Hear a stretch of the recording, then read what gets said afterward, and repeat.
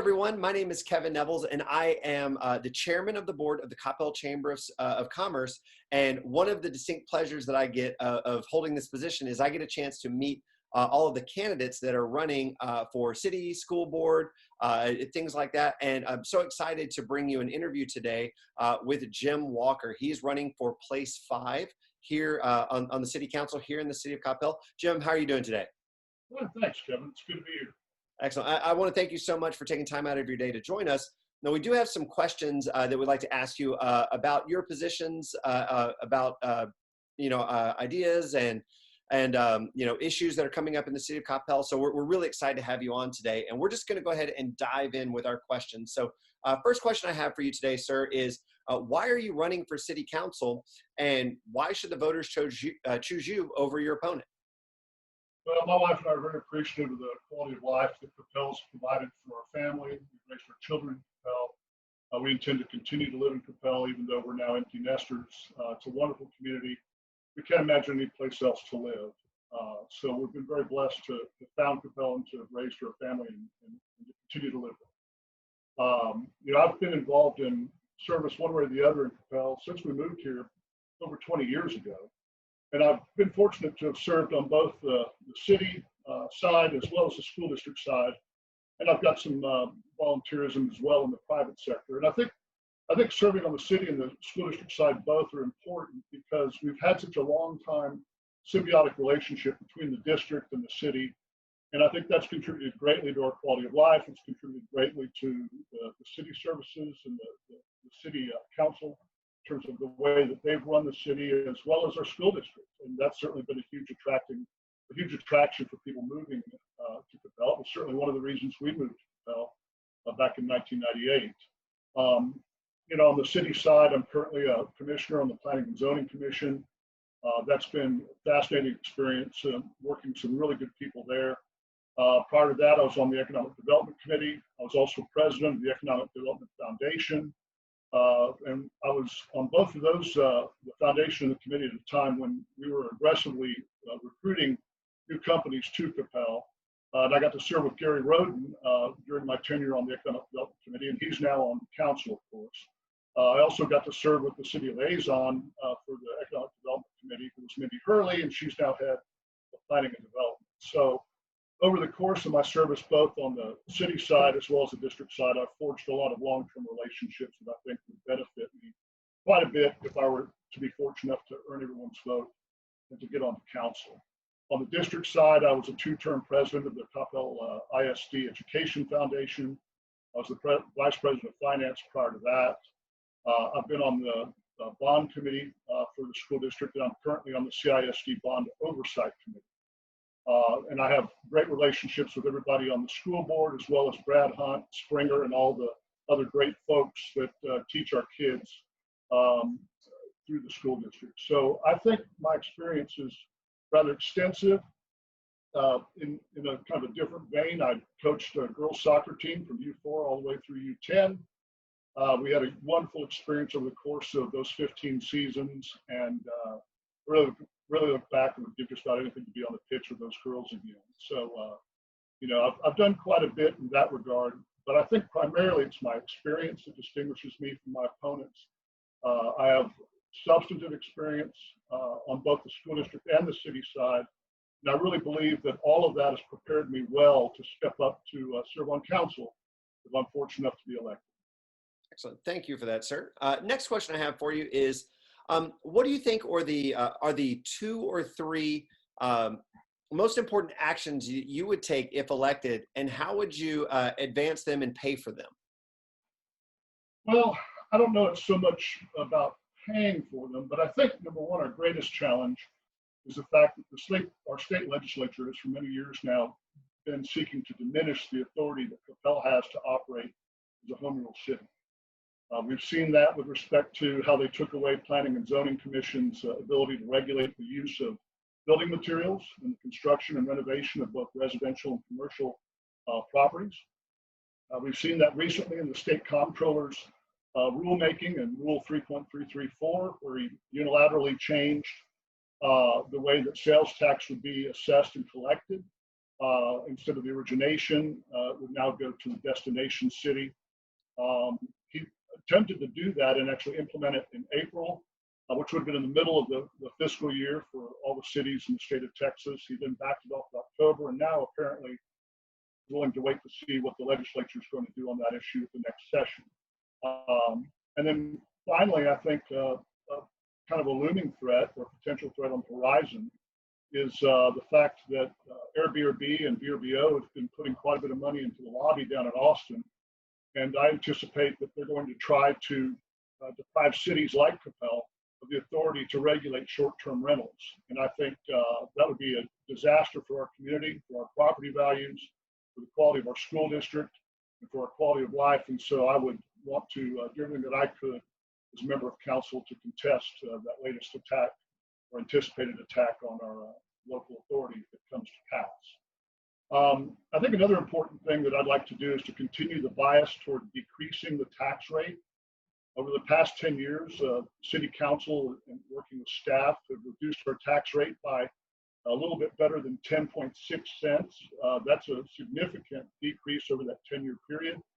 And just recently, in our most recent budget cycle, despite all the chaos caused by the comptroller's Rule .334, and despite the lockdown and the reduction in commerce here in town and the reduction in sales taxes, our council, working with staff, was able to lower our tax rate to 0.58 for $100 of assessed valuation, which is 0.004 cents lower than what it had been last year. So I think our strong financial position as a city made that possible.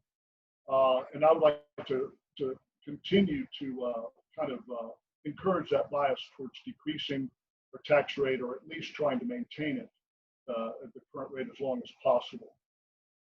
Another thing that I think is very important, I think we can continue to look for a way to reduce our capital expenditures. Number one, by extending the life of high cost items like police cruisers, air conditioning and heating systems, roofing, that sort of thing. We really need to try to get as much out of our capital assets as possible, particularly in the current sales tax environment, and I think what will be a time of fiscal restraint coming forward in the years to come.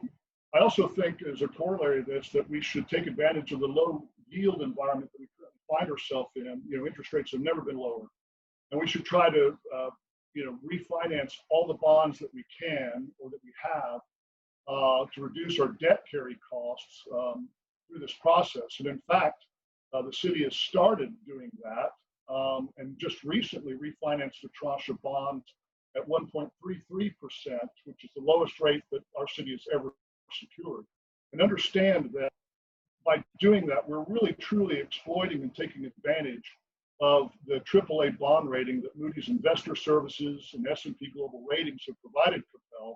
We're the smallest city in Texas to have a AAA rating, and we're one of only 8 cities in Texas to have that AAA, that coveted AAA rating. So I think we should take advantage of that, combined with the low yield environment, and try to lower our debt carry costs as much as possible.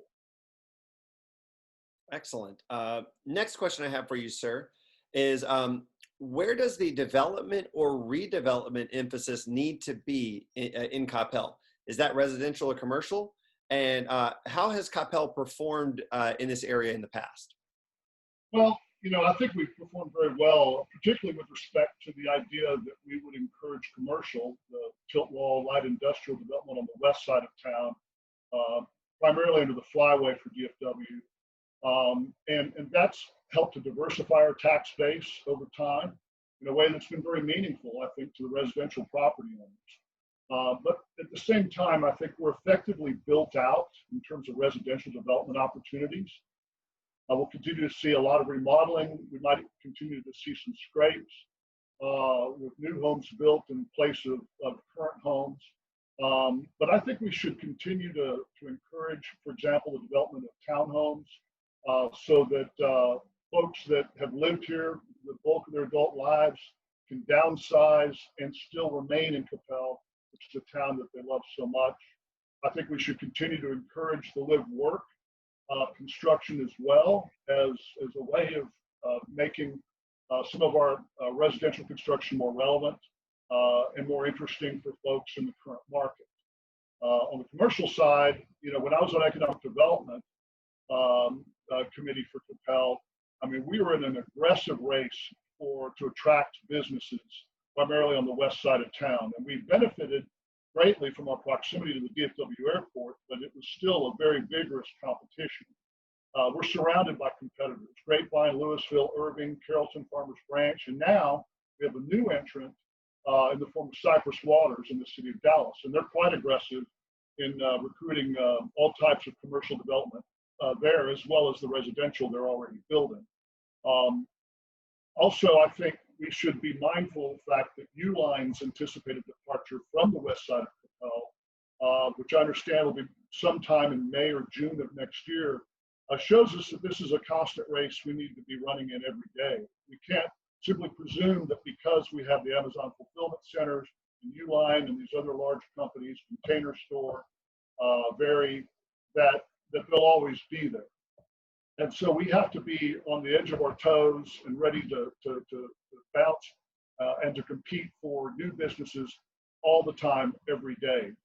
Billingsley Company, who is one of our big competitors now in Cypress Waters, is a market-based developer. They realized that there was a shortage of office space in North Texas, and now they have, I think, close to or slightly more than 1 million square feet of office space. This year alone, they've added 4 new companies and 2 new buildings and more than 600 parking spaces in an anticipated 3-story parking garage. So we've got to make sure that we retain the companies we have on the west side, and we've got to be very pliable and very flexible to ensure that we compete aggressively to replace any that might leave or go out of business. And I think that's going to be probably the dominant theme for Coppell development, both on the residential and commercial side, over the next 10 to 15 years. Excellent. Next question I have for you, sir, is: does Coppell deliver services in the most cost-effective manner? And please be specific about improvements that you would like to advocate for. I think we can always improve.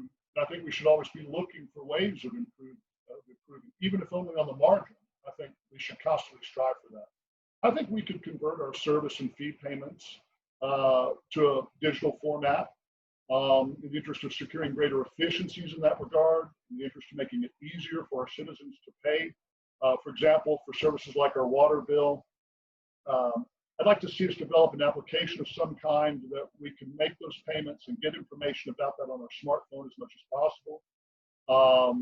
And while we do have a relatively aggressive posture with respect to our website and our social media, it's my understanding that we are actively engaged in reviewing all of those digital platforms and upgrading them as much as possible so that they're more efficient and so that they're more effective at conveying information and getting the word out to our citizens about everything that's going on in town, as well as making it easier for them to pay for services and fees and other things that most other banks and businesses now allow digitally. And I think that's the sort of thing that we could look to improve, certainly. On balance, though, I do think that our city has been cost effective in delivering services, but I think there's always room for improvement. We should strive to seek that improvement. Excellent. Last official question I have for you is if you would please rate the transparency of the decision making that has happened here in Coppell. Sure. So when I decided to run for council back in early January of this year, although it seems like it was a decade ago, so much has transpired since. But when I made the decision to run for place 5, I decided I was going to attend every single city council meeting, which included, of course, all the P&Z meetings I've been attending and the bond oversight meetings I've been attending. But it was very important to me that I'd be able, if I was fortunate enough to earn everyone's vote, that I was able to just hit the ground running once elected. And so it started in January with a 2-day planning retreat. That was publicly available meeting and anyone could attend. And it continued all the way through the meetings that we conducted in person up until the lockdown was imposed in March, and then all the virtual meetings both the regular meetings and the special called budget meetings. And so I've been able to experience an entire budget cycle from start to finish. I've been able to observe all the various issues that have come up, and it's been fascinating too, because as I've reviewed and voted on items that came before planning and zoning, but I also got to see those items moved over to council for their disposition, and I could see their treatment of those issues and their discussion of the same issues that we had just voted on. So that was also very insightful. I have to say that all that's posted, all that's available online. You can actually watch the meetings online, as I've done. The two-day planning retreat was posted and was available to all citizens that wanted to attend. And I do wish that more people would attend. I do wish that more people would dial in and watch the meetings. I understand that we all have exceedingly busy lives and a lot of things tearing at us and pulling at us. But, in my experience, they're entirely transparent about what they're doing and why they're doing it. I will say that the in-person meetings or council and the P&Z, I think, are a little bit more informative, and I tend to favor those, obviously, but I think we all do. But, you get a lot more information, in my experience, during the work sessions that precede the formal meetings of both P&Z and council when they're conducted in person. You really get to see everybody meeting together, sitting around the table together. You get to hear all the comments and observations. You get to hear the questions asked of staff that are present, to the extent the issues relate to issues that are germane to their area. And it's very insightful. And then you go into the formal meeting, and then you get to see either the Planning and Zoning Commission or the council address those in a more formal setting and then vote on those. But so much happens of kind of the base information and the considerations and all the issues and factors that go into the decisions. So much of that happens in the work session. But all of that is broadcast now. All that's publicly available when we go back to in-person meetings. And I think there's great transparency. Also on the city secretary's part of the city website, there's all sorts of the slide decks and the other information that are presented to council during the meetings. All that's available to any citizen that wants to download it.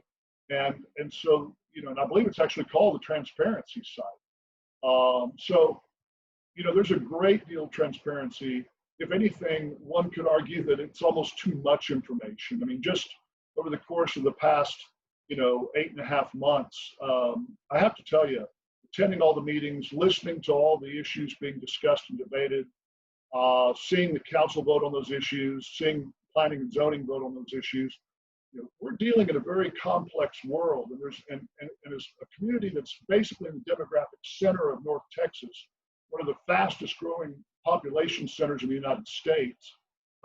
There's a great deal of complexity, a lot of layers to the onion that you've got to peel away to reach a level of understanding. And I think that, it requires an awful lot of time and commitment. And I wanted to make sure that everyone that votes for me knows that I was willing to make that commitment. And so I've done that with every single meeting, going back to the two-day planning retreat. And I've walked away from it impressed with the level of dedication of both the staff and everybody involved on P&Z and the council. And I've walked away with an impression that there's great transparency if only you choose to avail yourself of it. Excellent. Now, my final question I have is, I know you mentioned that soccer team that you enjoyed coaching, but we definitely love to know more about your volunteer activities. How have you been involved in the community? And honestly, is your ambition just only political? No, I don't have any political ambitions. I'm not running for any other office. I just want to serve a community that's been very good to me and my family. A real quick point about the soccer team. We called ourselves the Coppell Cowgirls, and they had put together a tournament for the boys after we'd played for several years together.